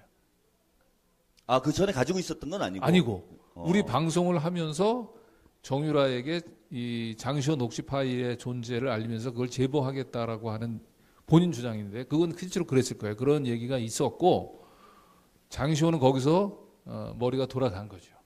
이 윤석열 정권을 압박할 수 있는 무기가 생긴 거야. 없던 무기가. 그러면서 그게 장시호 녹취 파일 관련된 얘기들이 나오고 그 제보자하고 접촉하면서 다시 저쪽으로 돌아간 거죠. 딜을 협상을 한 거네요. 그러니까 가지고. 애당초에 사실은 우리 쪽에 위장 잠입해서 뭐 그 뒤통수를 치고 나갈 처음부터 목적을 가지고 잠입한 건 저는 아니라고 봐요. 변희재 대표는 좀 생각이 다른 것 같은데 돈이 적어서 갔다. 저는 돈이 적어서 갔다고 봐요. 네. 왜냐하면은 그 정유라가 처음 잠입해서 소영길 대표에 대해서 변호사하고 인천시장 출신이고 하니까 돈이 많은 줄 알고 5억 원을 요구했거든요. 5억 원 요구했는데 5억이 어디 있습니까? 그래서 송 대표가 그 지갑근에서 100만 원 줬다 그래가지고 그때부터 이제 예, 마음이 떠났다고 저는 예, 공 하나만 더 붙었어도 좀 생각을 더 해봤을까요? 그거는 맞긴 맞을 거예요. 확실하게 돈을 우리 진보진영에서 확실하게 밀어줬으면은 아마 저쪽으로 넘어가지는 않았을 거고 분명히 맞고, 그런데 사실은 정유라가 저쪽으로 건너가도 별로 이렇게 지금 이제 흥행을 할 수 있는 카드가 아니에요. 본인이 너무 잘 알아. 그래서 단순히 돈 때문에 넘어간 것은 분명히 아닐 것 같고, 저는 장시호 녹취 파일과 관련해서 이 정도면 자기가 장시호 녹취 파일의 존재를 세상에 알렸고, 그러면 대통령실 용산을 자기가 이걸로 압박을 해서 엄마를 이건 딜이 가능하겠다. 예, 그런 생각을 하고 저쪽으로 넘어갔던 게 아닌가 싶어요. 근데 지금은 아마 후회하고 있지 않을까 싶어요. 잠을 못 잔다는 뭐 얘기도 들리고. 그리고 중요한 건 본인의 그 엄마를 구출할 수 있는 마지막 생명줄과 같은 장시호 녹취 파일을 그냥 제가 다 먼저 까버렸잖아요. 잠깐 얘기가 나오긴 했는데 제가 이제 어떤 말씀을 드리려고 이 질문을 드렸냐면은 정유라를 유탐사로 보낸 분이 송영길, 소나무당 송영길 대표님입니다. 그러니까 정유라가 송영길 대표를 찾아왔어요. 예, 찾아와서 좀 도움을 요청하는 그런 과정이 있었고, 그러면 유탐사를 소개해서 그 방송을 하도록 이렇게 길을 열어주신 분이 우리 송영길 대표예요. 지금 이거는 공개해도 되는 겁니까? 제가 이것 때문에 계속 그동안에 사실은 이제 송영길 대표님의 부탁이 있었는데 그걸 사실은 제가 개인적으로는 공개하기가 어려웠고, 왜냐하면 워낙 정유라가 뒤통수 치고 나간 부분 때문에 모든 그 비난의 책임들은 오롯이 제가 다 감당을 사실은 했어요. 그런데 어쨌든 결과적으로 송영길 대표가 저 유탐사하고 정유라를 선택해 연결해 준 것은 대단히 전략적인 판단이었고, 그게 장시호 녹취 파일 공개로 이어졌다. 그런 성과로 이어졌다. 그리고 민주진보 진영에서 아무도 관심을 안 갖던 이 변희재의 8년간의 외로운 외침을 귀 기울여 주신 분도 바로 송영길 대표님입니다. 그것 때문에 너무 힘들었죠. 사실 송영길 대표 오해도 많이 받았습니다. 뭐 대표적인 보수 인사 중에 한 명인 변희재의 얘기를, 그리고 촛불혁명에 어떻게 자칫 잘못 생각하면 촛불혁명의 정당성을 훼손할 수도 있는 이런 문제를 민주당의 전 대표가 같이 얘기를 한다? 들어가시기 전에 변희재 대표가 저합작 집회를 계속 같이 하셨죠? 6월부터 12월까지 계속 매주 이제 같이 했어요. 그러니까 일반 촛불 집회하고 다르게 촛불 테이크 집회 연대는 소영길 대표가 주도해서 계속 같이 이어갔었고, 그 장시호 녹취를 이제 잡는데 하필이면은 장시호 녹취의 이 불륜 검사가 김영철이고, 그건 몰랐었죠. 그 녹취에 김영철이 있다는 건 몰랐는데 잡고 보니까 그 김영철이 중앙지검 반부패 2부장으로 소영길 수사를 담당하고 있었단 말이에요. 그게 당연히 김영철 입장에서는 자기 불륜과 위증교사를 소영길이 캐고 있어. 가만히 있을 수가 없잖아요. 제가 김영철한테 공문을 3번을 보냈습니다. 손 떼라고, 오해받기 쉽다. 그래서 실제로 한 달 뒤에 손을 떼는데 중앙지검을 그만두면서 대검으로 갑니다. 더 위로 갔어요. 더 위로 가더니 그때부터 이제 돈 봉투 가지고 안 되니까 먹사연은 마구잡이로 뒤져가지고 결국 강제 구속을 시킨 게, 소영길 대표가 어찌 보니까 이 김영철의 불륜과 이 범죄를 캐게 되다 보니까 그 보복으로, 그리고 자기가 살기 위해서 송 대표를 억지로 구속시켰고, 제가 이제 이 사건은 지금 제가 매일 송 대표한테 지금 보내주고 있는데 어제 재판에서 그 얘기를 송 대표가 꺼냈습니다. 이 김영철의 이 농간이 이제 걸렸다. 검사들에게 조심하라고 호통을 친 걸로 제가 어제 알고 있어요. 그러니까 이제 왜 송영길만 구속이 됐는지, 송영길 구속영장이 왜 인용이 됐는지 여러분 이해가 되시죠? 그러니까 한마디로 말씀드리면요, 송영길 대표는 자신의 몸을 던져가지고 윤석열 탄핵에 돌파구를 내신 겁니다. 저는 이번에 우리 광주 유권자분들이 이 송영길의 진심을 알았더라면 지금 상황이 더 크게 달라졌겠죠. 너무 안타까웠어요. 왜냐하면 지금 이 자리에 송영길 대표님이 계시다면 과연 언론들이 레거시 미디어들이 저렇게까지 외면할 수가 있을까? 이 장시호 녹취록이 딱 한 번 레거시에서 보도된 적이 있었죠. 그렇죠. 그때가 언제였죠? 그 이재명 대표가 최고위원회에서 그걸 직접 인용을 하면서 검찰을 아주 박살을 낸 적이 있었잖아요. 이 역할을 소영길 대표님이 계속 하실 수 있었던 거예요. 국회에 있었다라면. 그러면 상황은 저는 크게 달라지지 않았을까. 만약에 변희재 대표까지 국회에 들어갔다면, 만약에 지금 내가 국회의원이다 생각하면 뭐 할 거예요? 제가 국회의원이었다 하더라도 솔직히 보도 안 했을 겁니다. 예. 그 정도로 지금 이 친묵 카르텔 공고에서 소영길 대표 정도가 지금 이제 석방될 거 아닙니까? 다시 몸을 던져서 키우지 않으면요, 저하고 뭐 노영희 정도가 배지 달고 있어도 그냥 무시했을 거예요. 아마. 그냥 뭘 해도 무시다. 그러니까 지금 보세요. 이재명 대표가 질렀을 때 좀 떴다가 장경태 최고위원이 지금 몇 번 질렀는데 보도 안 하기 시작합니다. 아, 장경태 최고가 계속 하고는 있는 거예요. 몇 번 하다가 두 번 하다가 기자회견 했죠. 별로 보도 안 하기 시작하고, 심지어 민주당에서 그 검찰 특위가 아예 한동훈에게 공개 질의했는데도 보도 안 하기 시작해요. 그러니까 그 정도도 보도 안 하기 때문에 뭐 우리 소나무당이 원내 진입을 못했는데 했어도 뭐 큰 차이 없었겠다. 그래서 어차피 이거는 맨 땅에서 그냥 맨주먹으로 싸움이니까 별 그렇게 뭐 개의치 않고 있습니다. 그리고 이게 한 가지 이제 이 태블릿 PC 이제 그 조작 그 문제, 또 장시호 녹취 파일도 마찬가지인데, 이게 결국은 이제 그 박근혜 탄핵 무효 내지는 이제 그 촛불 혁명의 대의를 훼손하는 거 아니냐, 이런 지점으로 이렇게 발전하게 되면서 사실은 이제 민주 진보 진영에서 이 부분들을 스스로 이게 자기 검열하는, 그래서 이걸 외면하려고 하는 이제 이런 움직임들이 분명히 있거든요. 근데 이제 저는 글쎄 이거는 이제 뭐 변희재 대표하고 저가 보는 관점이 다른데, 저는 이 태블릿 PC가 뭐 조작으로 드러나고 검찰의 그 국정농단 사건 수사에 있어서 위중교사가 사실로 드러난다고 해서 박근혜의 탄핵을 원인무효로 돌릴 수는 없다. 제가 볼 때는 실질은 최순실이 박근혜의 대통령 권력을 사유화했고, 그런 차원에서 박근혜는 대통령으로서 그 자기가 가진 권력을 최순실이 사유한 걸 사실상 방조했다는 점만해서라도 탄핵을 저는 피할 수 없었다. 그래서 박근혜 이게 설령 드러난다, 이게 태블릿 PC가 조작으로 드러난다고 해서 박근혜 탄핵이 좀 무효가 된다고 보지는 않는다. 네, 그렇게 보고 결국은 이 박근혜 탄핵, 그리고 촛불혁명이라고 하는 이 검은 장막 뒤에서 온갖 이 조작을 일삼았었던 정치 검찰의 민낯을 낱낱이 고발하고 그 정치 검찰을 해체하는 것이 촛불혁명을 완수하는 것이다. 저는 그렇게 생각합니다. 대의를 훼손하는 게 아닙니다. 그러니까 지금 강진구 기자님이 설명해 주셨는데, 진보 민주 진영 내에 이런 인식이 있어요, 실제로. 저는 그게 너무 안타까운데, 이거는 박근혜 탄핵하고는 또 별개의 문제인데, 마치 태블릿 PC의 진실이 드러나면, 검찰의 조작 수사가 드러나면 탄핵도 무효화되는 거 아닌가? 이런 걱정을 하시는 분들이 있어요. 그런 분들을 위해서 변희 대표가 다시 한번 보증을 해주시죠, 보수 쪽에서. 아니 근데 일단은 그건 아주 잘못된 말상입니다. 그것 때문에 예를 들면 이제 탄핵은 정치적인 판단이 많이 개입한 건데, 그 정치적 판단에 혹시라도 반론이 생길까봐 진실을 덮어버리겠다? 그거는 뭐 그동안에 있었던 촛불 정신에 완전 위배되는 거고요.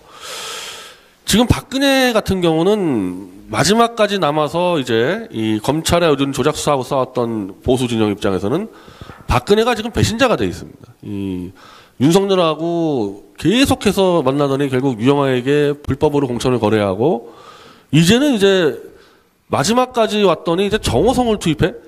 저는 정호성이 지금 대통령 비서실을 들어오는데 박근혜 허락 없으면 절대 안 된다고 보거든요.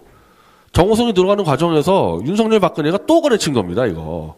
그러니까 지금은 박근혜는 태블릿 조작에 거의 공범이 돼 있어가지고, 만약에 박근혜에 대해서 명예회복을 시키고 뭐 한다면은 저같이 마지막까지 싸운 사람도 해줘야 되는데, 우리 입장에서는 지금 박근혜는 윤석열과 같은 적으로 규정돼 있으니까 정치적 판단이 다시 돌아설 가능성은 없고, 그리고 제가 말씀드리고 싶은 건 설사 탄핵에 대해서 그 당시 찬성했던 부분들이 흠집이 난다 하더라도 그거 무서워서 엄청난 검찰의 범죄를 덮겠다 그러는 거는 그 자체로 또 잘못된 거다. 그래서 진실 먼저 봐줬으면 좋겠습니다.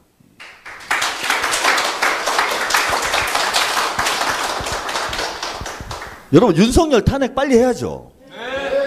근데 윤석열이 만약에 저는 탄핵이 되더라도 검찰에 있는 이 정치 검찰 세력, 검찰 하나회라고 얘기합니다. 또 한편으로는 윤석열 사단이라고 얘기를 해요.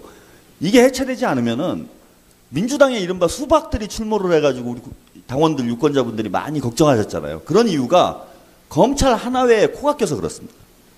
이 정치 검찰을 해체해야 우리 강진구 기자님 말씀대로 비로소 촛불혁명이 완성될 수 있다. 근데 이 태블릿 PC 조작 의혹에 모조리 관여돼 있어요. 검찰 하나회가.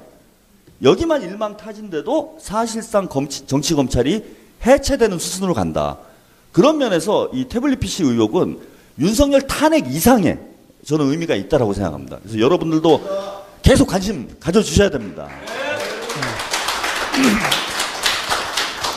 제가 한 분만 더 이게 숨은 공로자들 제가 잠깐 말씀드리려고 하는 거예요. 벌써 뭐 다 탄핵된 것 같아요, 분위기가. 예, 저 혼자 그냥 김치국 마시고 있는지 모르겠지만, 예. 아, 예. 3370 차주 되시는 분은 차를 지금 빨리 빼주셔야 될 것 같습니다. 예. 우리 소영길 대표님이 이런 역할을 하신 거 잘 모르셨죠? 그래서 저렇게 고초를 겪고 계신 거고, 아마 나오시면, 지금 저놈들이 윤석열이 가장 무서운 것 중에 하나가 송영길이 아마 석방이지 않을까 저는 그렇게 생각하는데 나오시면 상당히 큰 역할을 또 하시게 될 거라 저 기대를 합니다. 그래서 송영길 대표가 변희재 대표와 강진구 기자님 좌우 날개를 만들었다라면 탄핵에 윤석열 탄핵의 좌우 날개시거든요. 만들었다라면은 자, 송영길 대표는 우리 이영희 교수님께서 예전에 그런 말씀하셨는데 새는 좌우의 날개로 난다고 날개만 있으면 안 되잖아요. 몸통이 있어야 되잖아요. 이 송영길 대표님은 몸통 같으신 분이에요. 근데 지금 날개들이 아무리 난리를 쳐도 예, 몸통이 없으면 안 날아가죠. 예. 그래서 바로 이 변희재 대표와 송영길 대표를 중매서 주신 분이 계세요. 이게 출발점입니다. 바로 뒤에 계신 우리 손혜원 의원님.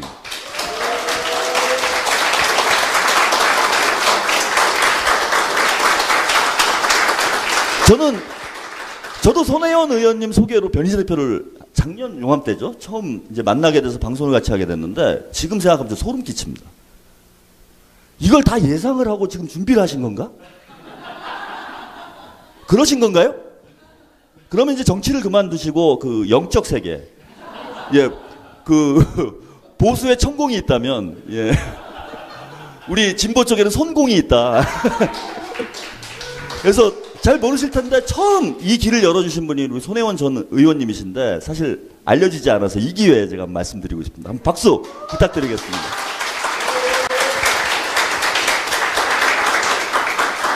이게 대한민국의 역사가 될 얘기들이에요. 예, 여러분 꼭 기억해 두셨으면 좋겠고요. 우리 이제 몸통이 나와야 되잖아요. 소영길 대표 곧 출소를 하시게 될까요? 6월 말이 지금 구속 만료 기간이니까 이제 6개월이 되면은 이 선고가 안 나면은 무조건 풀어주게 돼 있거든요. 그러면 이제 한 5개월 넘어가면은 대부분 보석으로 석방이 되니까 보석 신청을 지금 어제 한 것으로 알려져서 다음 주면은 뭐 석방되지 않겠나. 특별하게 검찰이 아주 그냥 이 악랄하게 마음 먹고 추가 영장을 쳤을 경우가 이제 있는데 지금 이화영 지사가 지금 그렇게 돼 있는 겁니다. 이화영 지사가 지금 1년 6개월째 지금 감옥에 있는 게 이거 사실 불법이거든요.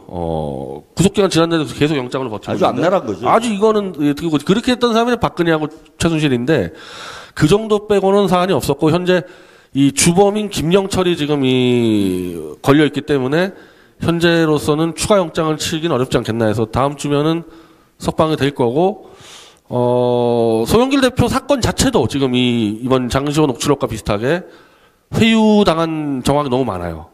이 먹사연에 순수하게 후원금 낸 사람이 갑자기 송 대표한테 아주 불리한 증언을 하는 등 이런 게 있기 때문에 소영길 대표 본인 사건 해결하기 위해서라도 아마 지금도 계속 장시호 사건을 얘기하고 있어요, 법정에서. 그리고 제가 계속 자료를 보내드리니까 장시호 이 녹취록과 태블릿 조작 사건의 마침표는 소영길 대표가 나와서 찍어지지 않을까, 예, 그렇게 기대를 하고 있습니다.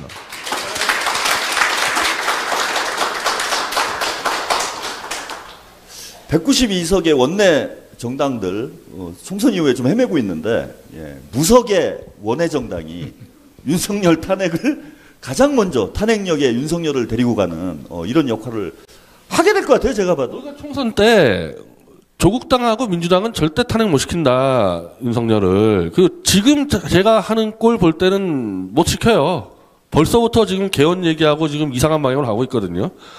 그래서 저희한테 원내에서 달라 그랬는데, 원내 의석이 없어도, 뭐, 탄핵을 시킬 수는 있겠다. 우리끼리. 예, 그러면 이제, 유권자들 좀 손가락 많이 잘라야 될 겁니다. 예. 특히 조국당 찍은 사람들 많이 잘라야 될 거예요. 예.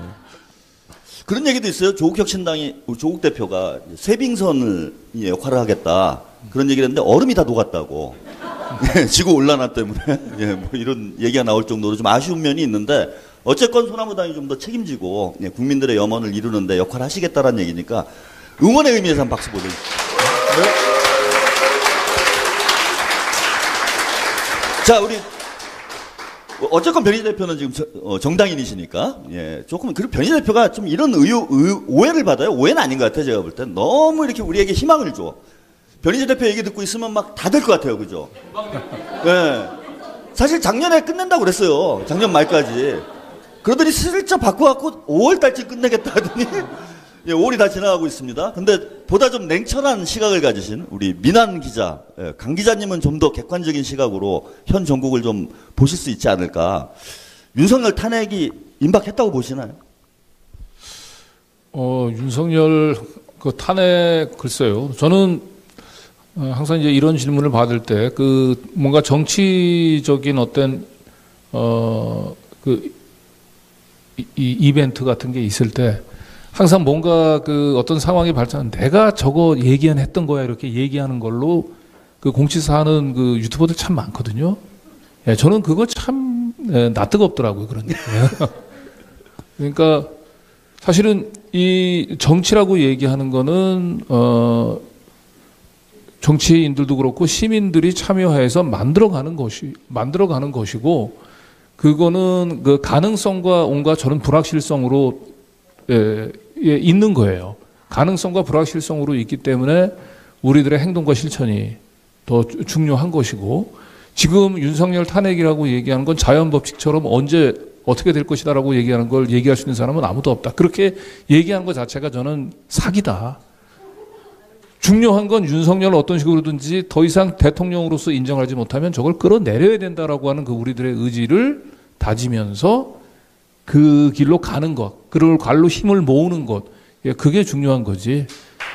그렇죠. 아니, 우리 강 기자님 냉철하신 거야 뭐 다 아실 텐데. 옆에 있는 사람 바로 옆에 앉아 있는데 사기라고 그럽니까? 농담이고. 변희재 대표 한 대 칠 기세입니다. 변희재 대표가 권투를 하셨어요? 학창 시절에. 그래서 제가 조심하고 있습니다. 아니, 제가 그때 말씀드린 거는 저는 이 윤석열 집단의 범죄 사실만 밝히면은 이제 우리가 영화나 드라마 보면요. 이 법조 드라마, 법조 스릴러 보세요.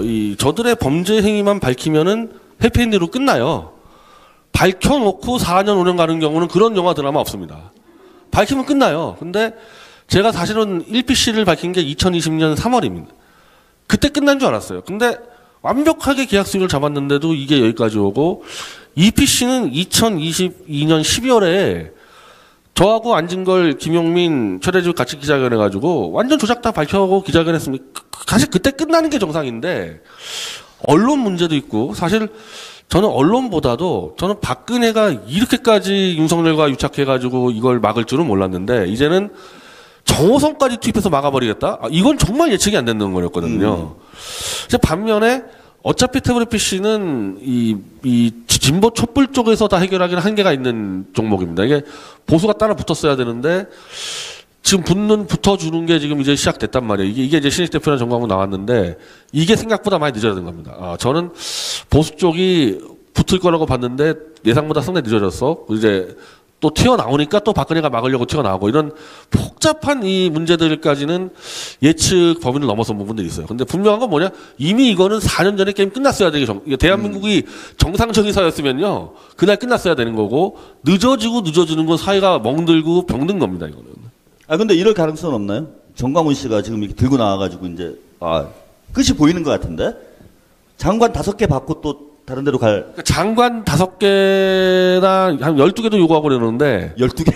예, 거기다 또 하나 꼭 플러스 알파를 붙는 게 국정원장이에요. 그래서 그래서 항상 딜이 안 되는데, 그러니까 정강훈하고 신혜식 대표가 얘기하는 거는 한동훈까지는 완전히 끝장내겠다. 그리고 윤석열은 그 뒤로 보자. 이거기 때문에 지금 현재로서 이 올드 보수의 정치적 지형도 볼 때 한동훈은 무조건 끝장내야 되거든요. 그래서 그쪽이 거래 치긴 어렵 것 같다. 나중에 거래 친다면은 한동훈까지 끝장내고 아마 거래를 칠 수 있겠지만 거기까지는 갈 거라고 봐요. 그러니까 한동훈 제끼고 나서 그때 뭐 네. 장관 5개. 근데 오히려 그러니까 그쪽보다 제가 자꾸 신경 쓰는 게 박근혜예요, 박근혜. 도대체 무슨 생각으로 이거를 계속 방해하는지. 그래서 저는 이 윤석열 부역자들 처벌법을 만들겠다고 이제 공언을 하는데, 뭐 지금 같은 상황이면요, 저는 아마 4.19 같은 스타일로 끝날 가능성이 높다고 봐요. 이게 왜냐면 제도권이 안 따라주니까, 제도권이 자꾸 은폐하고 이러고 정치권은 막 자꾸 개헌 얘기하니까 이러면은 4.19 스타일로 끝날 텐데, 그러면은 윤석열에 부역한 이 사람들 처벌법을 반드시 만들어야 되는데, 저는 그렇게 되면요, 처벌 1호 대상은 저는 박근혜가 될 거라고 저는 경고하고 있는 겁니다.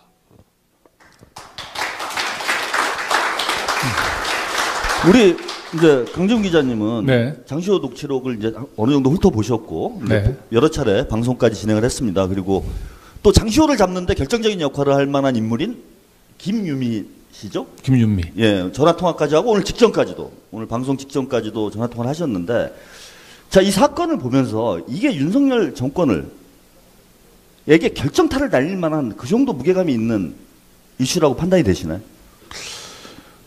일단 지금까지 보도된 것만으로도 저는 이 민주진보 진영이 이 장시호 녹취 파일이 박근혜 탄핵 무효 또 촛불 혁명의 대의를 훼손하는 거로 이어지는 거 아니야라고 하는 그런 자기 검열에서만 벗어난다고 얘기한다면은, 그리고 이 부분들 장시호 녹취 파일을 가지고 진상규명하기 위한 뭐 특검을 촉구한다든지 하면은 저는 윤석열을 비롯해서 이 국정농단 사건에 있어서 검찰 구태타를 모의했었던 이 검찰 지금 이 정치검찰 수뇌부들이 전부 다 소탕이 될 수밖에 없다. 그러니까 태블릿 PC는 굉장히 단단한 기둥이었는데 장시호 녹취 파일을 보니까 이들의 조작이 이재용을 잡기 위해서 장시호, 법정 구속된 장시호를 불러다가 엄청난 자료를 주면서 외우게 하고, 그렇게 해서 그걸 위증을 교사를 하고, 그리고 장시호가 마음이 막 흔들리니까 검사들이 교도관을 물러가게 하고 이재용하고 단둘이 만날 수 있는 자리까지 마련해 주고, 그리고 난 뒤에도 대법원에서 파기환송이 되니까 다시 이재용의 약점을 잡기 위해서 장시호로부터 이재용의 치명적인 약점인 이 마약 사건에 대한 제보를 받아서 그걸로 결국 삼성을 굴복을 시키고 그 마약 사건은 그냥 흐지부지하게 만드는 이런 더러운 사법 거래도 있었거든요. 그러니까 이 하나하나가 사실은 윤석열 정권을 지탱하고 있는 검찰 조직을 저는 괴멸시킬 수 있는 엄청난 이 파괴력을 가지고 있다고 생각을 하고, 이 장시호의 입에서 쏟아지는 이 엄청난 위중교사나 더러운 사법거래라고 얘기하는 것들이 태블릿 PC라고 하는, 그러니까 완전히 조작됐다라고 한 사실이 지금 거의 드러났기 때문에 그게 더 힘을 받을 수가 있다. 그래서 이 장시호 녹취 파일에 있는 내용들을 가지고 단시 특검을 요구하고 그 부분들에 대한 진상만 제대로 규명한다고 얘기한다면, 뭐 저는 윤석열 정권은 뭐 최상병 뭐 특검 이상 가는 파괴력을 가지고 윤석열 정권을 아주 가루로 만들 수 있지 않을까, 그 생각합니다. 그러니까 윤석열 정권이 가루가 될 이슈임에도 불구하고 우리 민주 진보 진영조차 관심을 못 갖고 있는 게 저도 대단히 안타깝고, 이걸 벌써 1년 전에 꿰뚫어 보신 우리 송영길 대표님 성견 지명이 대단하시다. 아마 나오시게 되면 또 힘을 한번 받지 않을까 싶습니다. 그래서 아마 다음 주에 송영길 대표가 출소를 하시고 장시호는 귀국하고 이런 어떤 아름다운 장면이 연출될 가능성 저는 있지 않을까. 예. 근데 하나 걱정되는 건 이게 지금 현재 대한민국에서 가장 힘이 센 세 사람을 죽일 수 있는 이슈예요. 윤석열, 한동훈, 게다가 이재용까지 갑자기 튀어나왔습니다. 꽃처럼 튀어나왔어요. 가발 쓰고. 자, 이런 막강한 권력자들이 이걸 어떻게든 누르려고 할 텐데 이겨낼 자신 있으십니까? 아니 그거 뭐 이겨내고 말고가 아니라 그건 당연히 제가 해야 될 일이기 때문에 그래서 하는 거죠. 그래서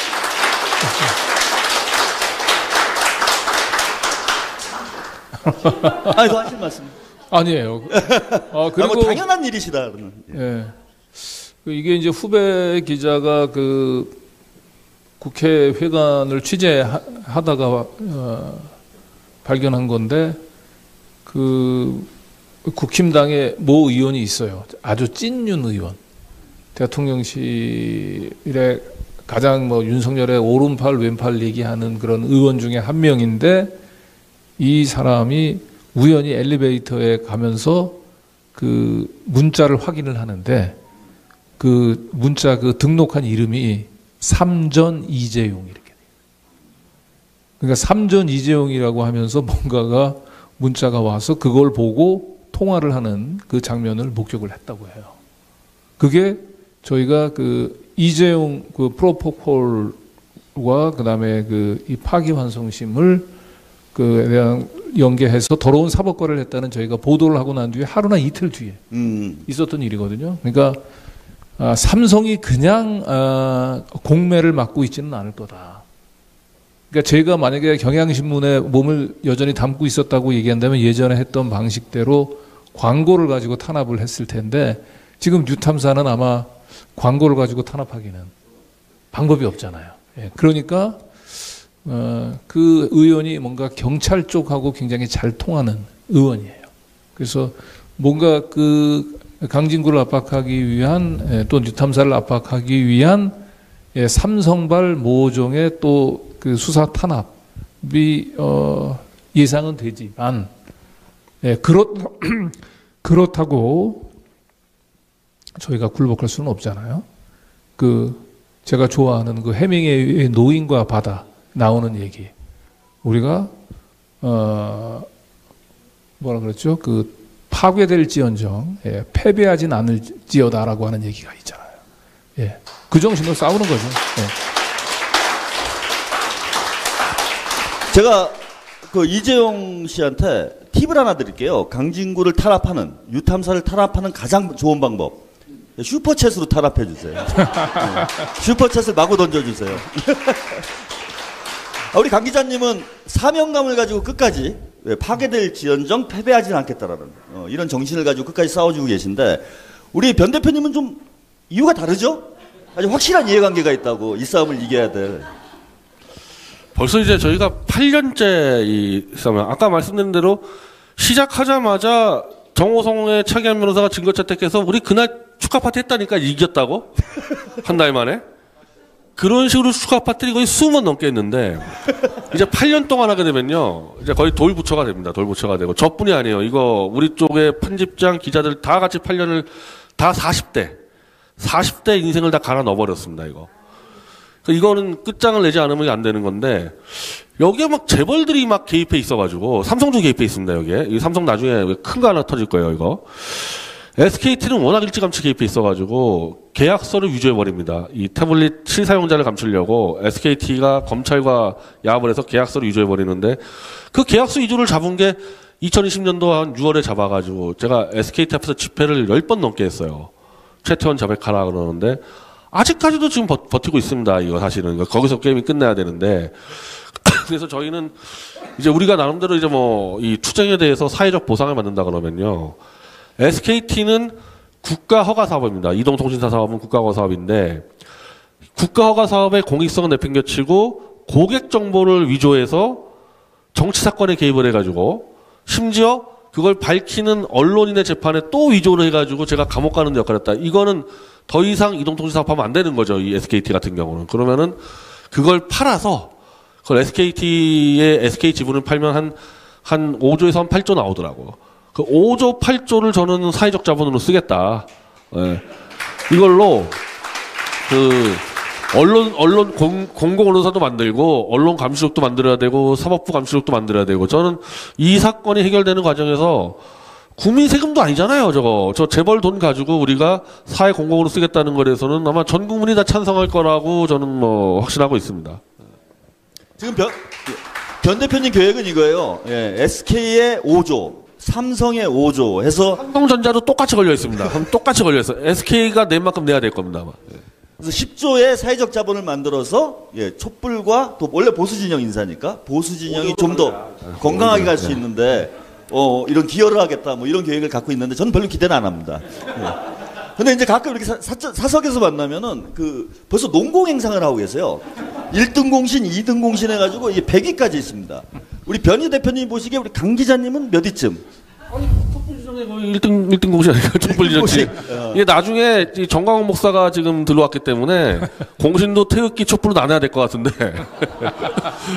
그러니까 좌공신, 우공신. 현재로서는 강 기자님이 1위입니다. 근데 작년 이맘때 1위였던 분, 예, 1위였던 분 있거든요. 근데 지금 이분 100위권 밖으로 나갔죠. 예, 그래서 강 기자님도 계속 분발하셔야 됩니다. 네. 저는 몇 위쯤 될까요? 그게 이제 말 돌리네요. 아니 그냥 제가 농담을 한 게 아니라 이게 이 제도권에서 안 해준 원래는 자 최태원이 계약서 위조 개입했다. 경찰에 고소하면 게임이 끝났어야 될 거 아닙니까? 근데 그게 몇 년 더 가니까 이거는 일반 사람들이 도와줘서 왔기 때문에 그걸 사회적 포상이 필요하다는 제가 확신을 갖고 있어요. 그래야지만 나중에 이런 사건에서도 해야 된다 그래서 뭐 현재로서는 사실 전광훈이 들어오기 전까지는 쉬웠는데 어마어마한 이제 포크레인을 들고 들어왔기 때문에 따로 나누지 않으면은 촛불 진영한 100명, 댓글에 100명 해가지고 사회적 포상을 최태원과 이재용 돈으로 하는 게 맞다 저는 그렇게 생각하는 겁니다. 네. 기대합니다. 예, 말씀하시죠. 아니 기대한다고요 저도. 기대하고 그때 막 유탐사가 막 뭐 KBS만 해주고 막 이렇게 되는 거 아닌가? 자, 꿈 같은 얘기긴 하지만 불가능한 일도 저는 아니라고 생각합니다. 그때 한번 제대로 국민들과 함께 제대로 된 소나무 파티, 진짜 승리의 잔치를 우리가 촛불혁명에 승리하고도 5년이 지난 지금 깨름직하잖아요. 진정한 혁명의 승리는 아직 좀 멀다. 근데 이번 기회에 이 두 분만 하는 게 아닙니다. 우리 국민들이 관심 가져주시고 함께 해주시지 않으면 절대 이 제2의 촛불혁명은 저는 승리하기 어려울 거라고 보고요. 여러분들도 내가 강진구고 내가 변희재다 이런 마음을 가지고 함께 해주시길 부탁드리겠습니다. 1시간이 훌쩍 지나갔는데 예, 제가 몇 가지 광고 말씀드리고 두 분 마지막 말씀 듣고 오늘 소나무 파티를 마치도록 하겠습니다. 매주 7시 30분에 공개방송으로 진행이 되니까요. 여러분 소나무 파티에 더 많은 분이 함께 해주시길 바라고 그냥 촉인데 다음 주에는 이 자리에 송영길 대표가 앉아있지 않을까 그걸 기대를 합니다. 자, 소나무당 얻은 표는 지지율은 0.43%. 남은 건 빚뿐입니다, 여러분. 많이 좀 도와주셔야 됩니다. 우리 손혜원 의원님께서 이렇게 예쁜 조끼를 만들어서 뒤에서 판매를 해주시고 계시거든요. 우리 유권자들과의 약속을 끝까지 지키시겠다고 정말 어려운 일을 해주고 계십니다. 그래서 아직 구매 안 하시는 분들은 끝나고 바로 구매해 주시면 감사드리겠고요. 오늘 디프리가 있답니다. 소나무당 살림이 조끼를 많이 팔았나 봐요. 예전엔 디프리 같은 거 안 했는데 살림이 조금 낮은 것 같습니다. 그래서 끝나고 여기 1층에서 디프리가 있다고 하니까요. 함께 하실 수 있는 분들 꼭 함께 해주셨으면 합니다. 또 한 가지 여기 세 분 저는 빼고요. 두 분과 한 명을 글로 만나실 기회를 준비하고 계십니다. 윤석열 탄핵 국민교과서가 다음 달 15일경에 출간된 예정이라고 합니다. 이북 형태로 출간이 되니까요. 아마 이 책 너무 답답하시잖아요. 근데 이 책 읽어보시면 가슴이 뻥 뚫릴 거예요. 희망이 보일 겁니다. 그래서 다음 달 6월 15일 여러분 기다려주시기 바랍니다. 오늘 긴 시간 함께 해주신 우리 방청객 여러분 감사드리고요. 우리 두 분 마지막으로 우리 시청자분들과 방청객분들에게 당부하고 싶으신 말씀 한마디씩 듣고 오늘 마치겠습니다. 네. 6월 정국이 저는 솔직히 제가 예상했어요. 저는 이거 분명히 개헌으로 간다, 이 사람들. 이거 윤석열 끌어내릴 생각 없다. 계속 개헌 얘기 나오고 있습니다. 그래서 개헌이 되는 순간 윤석열 탄핵은 안 되는 겁니다.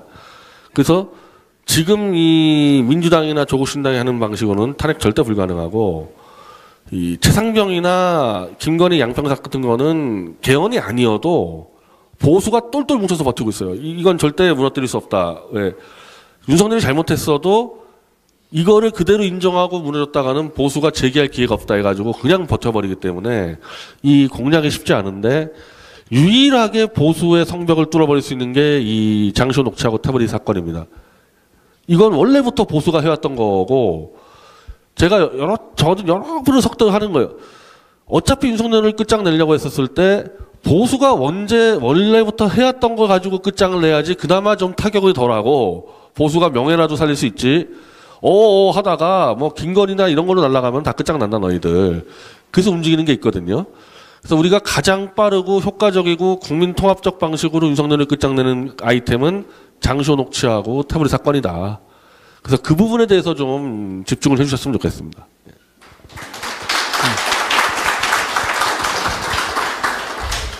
네, 저는 뭐 이제 오늘 이제 장시호 녹취 파일이 주요 이제 그 테마하고 또 태블릿 피 조작의 이제 중요성들을 얘기를 때문에 이제 오늘 그 얘기를 많이 했지만 사실은 윤석열을 이제 탄핵시킬 수 있는 참 무기는 차고 넘칩니다. 그래서 저희 그 뉴탐사에서 그 보도를 했고 1년 반 넘게 계속 가짜 뉴스라고 하는 이 낙인에서 벗어나지 못했던 사실 청담동 그 술자리도 사실은 이게 국면이 이제 바뀌어서 윤석열 한동훈의 이제 거짓말 게이트 그리고 그들의 거짓말의 거짓말을 은폐하기 위해서 이 경찰 수사가 사실상 조작이 됐습니다. 그래서 최상병 사건이 결국은 대통령실에서 나서서 그 정당한 군 경찰의 수사를 이제 왜곡시켰듯이 청담동 사건도 저는 대통령과 그 한동훈 두 사람의 거짓말을 덮기 위해서 수사를 왜곡 조작한 그런 국면으로 새롭게 접어들고 있습니다. 그래서 제가 지난번 총선 때도 이채 양명주 외에 청담동 술자리를 껴서 이채 양명 청주를 좀 얘기를 했는데 소나무당이 국회에 들어갔으면 아마 힘을 좀 받았을 거예요. 근데 안타깝게도 소나무당이 원내 진입에 실패하면서 저희 뉴탐사의 비본도 이루어지지는 못했습니다만 무속이라고 못할 거 없습니다. 시민 여러분들이 이번 총선 때 우리 소나무당을 염원했던 분들이 흩어지지 말고 다시 하나가 돼서 기성 정당이 하지 못한 거대한 일들 그걸 우리 소나무당을 통해서 이뤄낼 수 있도록 다 같이 더 힘을 모았으면 좋겠습니다. 감사합니다. 네, 오늘 소나무 파티는 여기까지입니다. 저희는 다음 주 목요일 7시 30분에 다시 찾아뵙겠습니다. 감사합니다.